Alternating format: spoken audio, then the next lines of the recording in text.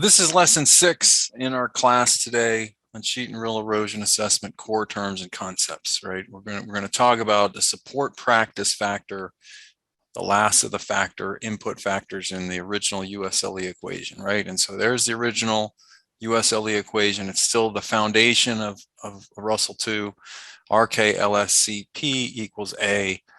And, you know, just again, to back up this idea that the P factor is part of RUSLE2. Here's a conceptual diagram of the what a profile calculation is like, and we have this P factor. We have factors to be considered, and lo and behold, step 5 in a RUSLE2 basic profile calculation, the base RUSLE2 computational unit, set your supporting practices, and there are these different boxes for the different types of practices we can enter. Okay, so that's good.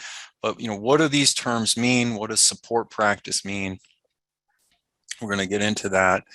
And as it says right here, this is additional farmer practices to reduce primarily runoff amount and runoff velocity. I'm not sure velocity is right. It should be velocity and amount.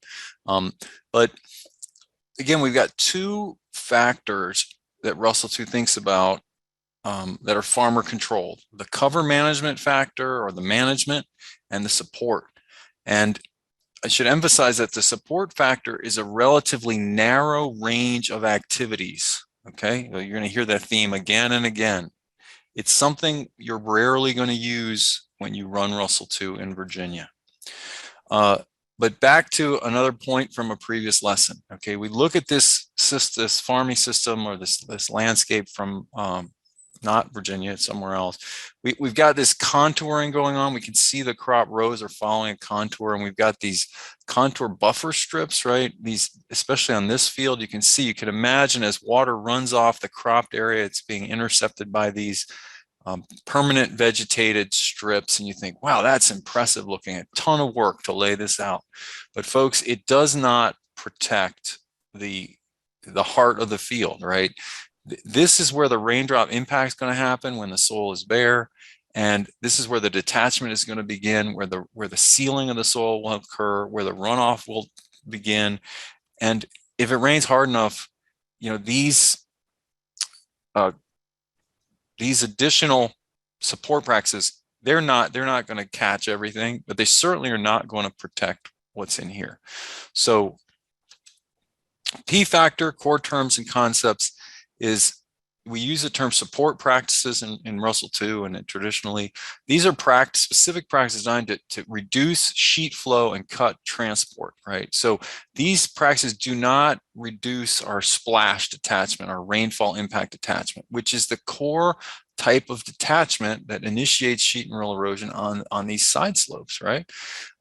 In Virginia, we associate support practices with tillage systems, especially tobacco, where we don't have a lot of options because of the cropping system. We may not have a lot of options for increasing residue levels, and protection of the soil within the field. So we have to resort to these support practices. And, with the exception of certain systems like tobacco, and maybe a few others, support practices are just not widely used in Virginia presently. But it's good to know what they are, because they show up in RUSLE2 and they generate a lot of questions. So first, we talk about contouring. So farming close to or along contour lines, right? Which you kind of get the feel of that here, right? We're following the curve of the field. And so the idea is that if we have ridges and we have plants that sort of form these little defensive barriers, it should slow down sheet flow as the sheet flow moves down this slope, and it should cause some deposition. Okay, but to be effective, your farming system is going to have to throw up some level of ridge or bed, right?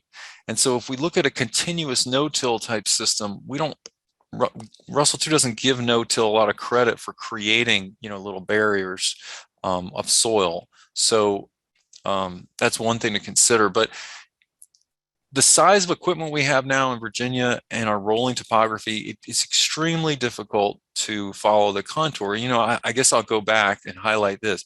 Look at this field. Look how torturous it would be to farm this maybe this one is a different story, but to farm this with big equipment and stick with this contouring system, this is just, it's just not very practical in our rolling landscape.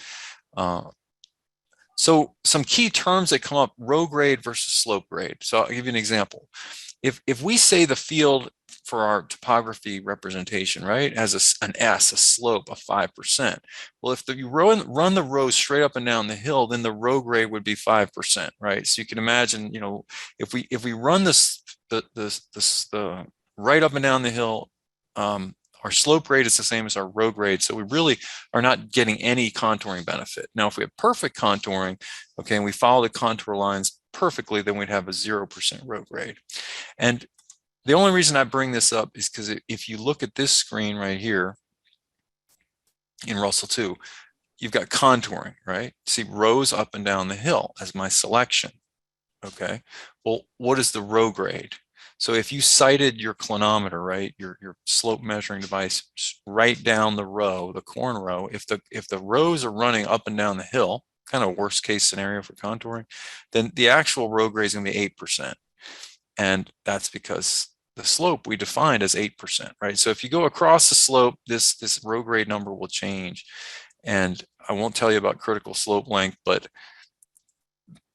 the bottom line is, for contouring, unless you have some meaningful planned contouring going on, it's consciously planned, I would not give anyone credit for it. Just rows up and down the hill, worst case scenario, and hopefully with your management practices alone will achieve your goals. Some other things that will come up even more rarely: contour buffer strips. They're permanent perennial strips of vegetation on the contour. They're associated with a contour farming system. Again, you see some examples here, right? And I don't have many examples from Virginia, certainly not this pretty. It takes land out of production, okay? If you can farm this whole field and build organic matter and also eliminate erosion with no-till cover crops and crop rotation that maybe includes perennials, some farmers would rather go there than do this, okay? Rotational strip cropping involves alternating strips of different crops. It's a special case because here we're kind of combining how we align the crops and how we orient them maybe on the slope with a crop rotation. So it has some more benefits than a lot of other support practices might. So in this case, let's say this is a dairy production area. Maybe these strips are in alfalfa, hay, and this is in corn. And so we have a perennial that's in alternating strips with an annual. And so this should, essentially we have a perennial in the rotation, which is great for building soil, and we probably have zero erosion potentially if this is alfalfa grass. During the alfalfa grass part of the rotation, we probably have zero erosion on these green areas. But then when we flip-flop them and we put the corn in those areas, then there'll be more soil loss, right? But we can model rotational strip cropping in RUSLE2 and some of its benefits potentially. This is a complex thing to model in RUSLE2, but it can be done, and I can help you do it. Even more rarely seen, diversions or terraces, which we actually, and again, I'm not sure if this is a great visual example of diversion and terraces, but we're actually creating, we're trying to modify how water flows. We're trying to cut the slope length so that instead of running all the way down the hill, the water is going to be conveyed through hopefully, if the rain doesn't rain too hard, we're going to convey the water off the field in another direction. And we don't think of artificial drainage or tile drainage as an erosion control mechanism, but you can tell RUSLE2 that a field has drain tile in it, and it may take that into account in increasing infiltration and so forth. But one of my last points in this lesson is, think about it. By design, a lot of support practices involve soil deposition at the margin of strips or terraces. And over time, how's that going to impact their function? So we look at this picture. If the goal is to take water that comes off of these cropped areas and convey it, instead of conveying it downhill, we kind of convey it in these these diversions, as soil gets deposited, over time, in those diversions or those grass strips, are they going to continue to perform their desired function? No. So all of this stuff requires a lot of maintenance in addition to planning. And it's just another reason why these are backups. They're support. They're not the foundation of erosion control and conservation.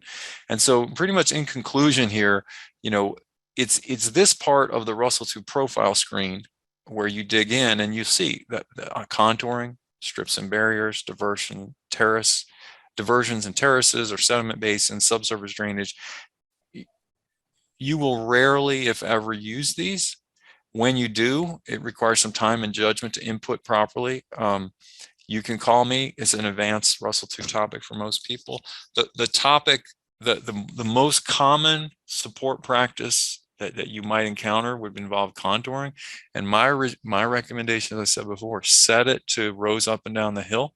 It's kind of your worst case scenario in terms of row orientation. And unless you have very good information, okay, that the farmer has a meaningful contour system going, don't give credit for that. Back to this original this slide I've shown multiple times this lesson and the previous one, trying to differentiate here, right, between what looks impressive from the air and what is actually, useful for protecting the soil and keeping the soil from detaching in the first place. The P factor system we see here, right, the system of contour farming and contour buffer strips, it looks impressive, but it's not where sheet and rill erosion prevention begins, at least not in Virginia. Which takes us to our final review question associated with this lesson. I asked this question in a previous class, and we did not get very strong. There was a fair number of people who answered it wrong, so I thought I'd ask it again because it relates directly to what I've been saying in this lesson. It's a tough question, and it's a complex idea, but the answer is definitely false, is the answer here. So let's go through it. When sheet and rill erosion occurs on those side slopes, right, the primary cause of both detachment and transport is overland or sheet flow of water over the surface of the ground. That's not true. I've told you again and again, when sheet and rill erosion occurs on the side slope, the primary cause of detachment is raindrop impact, right? It's that raindrop that's hitting it's pulverizing. This is supposed to be a raindrop falling from on high, right?